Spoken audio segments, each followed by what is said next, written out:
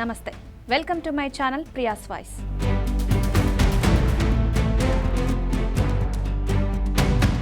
దాదాపు నెల రోజులు చికెన్ కు దూరంగా ఉన్న నాన్ వెజ్ ప్రియులు చికెన్ ను కుమ్మేస్తున్నారు. కోళ్లను ఫ్రై చేసుకుని లాగిస్తున్నారు. దీంతో చికెన్ ధర భారీగా పెరిగింది. కరోనా వచ్చిన కొత్తలో మనం చాలా భయపడ్డాం. తర్వాత దాన్నే భయపెట్టాం. ఇప్పుడు బర్డ్ ఫ్లూ విషయంలోనూ అదే జరుగుతుంది. మొన్నటిదాకా వామో బర్డ్ ఫ్లూ అన్నవారు కాస్త ఇప్పుడు ఏం కాదు తినేద్దాం అనుకుంటూ చికెన్ కొనేస్తున్నారు. అదే సమయంలో బర్డ్ ఫ్లూ హడావడి కూడా తగ్గింది. అదొచ్చిన కోళ్లన్నీ పైకి పోయాయి. ఇక కొత్త బ్యాచ్లు దిగడంతో వ్యాధి టెన్షన్ తగ్గింది. ఇక నాన్ వెజ్ ప్రియులు ఆగుతారా?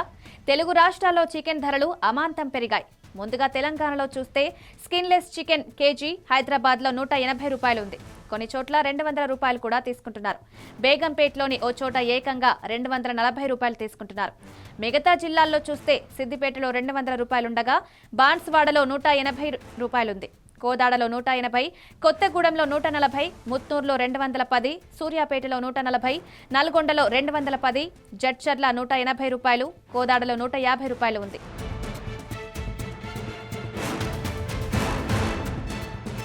ఆంధ్రప్రదేశ్లో బర్డ్ ఫ్లూ ఇంకా ఉన్నప్పటికీ కోళ్లకు మాత్రం డిమాండ్ ఒక్కసారిగా తగ్గడంతో ధరలు మళ్లీ ఆకాశం వైపు వెళ్లిపోతున్నాయి.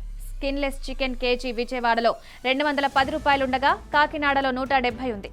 మదనపల్లిలో 160, ఆత్మకూరులో 200, గణపవరంలో 180, ఎస్కోటలో 200, విశాఖలో 280 రూపాయలుగా ఉంది. తిరుపతిలోని చంద్రగిరిలో 100 రూపాయలు, రావులపాలెంలో 200, అన్నవరంలో 200, ఏలూరులో 160, ఒంగోలులో 150, గుంటూరులో 170, కాకినాడ జగ్గంపేటలో 250, సామర్లకోటలో 200 రూపాయలు పలుకుతోంది. సిటీలో చూస్తే ఢిల్లీలో 220 రూపాయలుగా ఉంది. బెంగళూరులో 230 రూపాయలు ఉంది. అమెరికాలో 440 రూపాయలు ఉంది అని తెలిసింది. కోళ్లే కాదు, కోడిగుడ్ల ధర కూడా పెరిగిపోతుంది. తెలంగాణలో ఒక గుడ్డు 5 రూపాయల 30 పైసల నుంచి 6 రూపాయలు ఉండగా ఏపీలో 5 నుంచి 5 రూపాయల 30 పలుకుతోంది. కోడిగుడ్లకు పెద్దగా బర్డ్ ఫ్లూ ఉండదు అనే ఆలోచనతో చాలా మంది చికెన్ బదులు గుడ్లను కొనుక్కుంటున్నారు.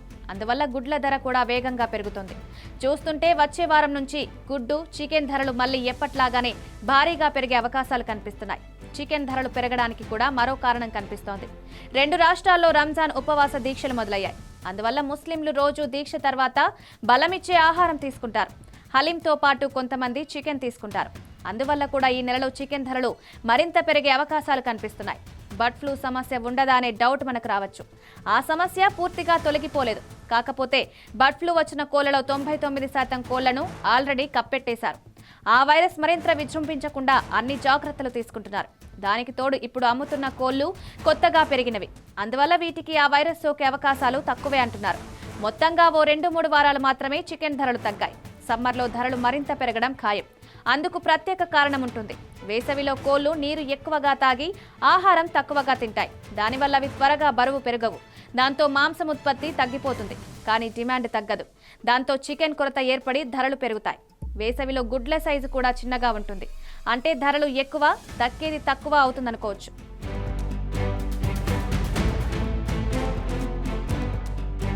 మరిన్ని వీడియోస్ కోసం సబ్స్క్రైబ్ చేసుకుని కిందున్న బెల్ ఐకాన్ని నొక్కండి. Thank you.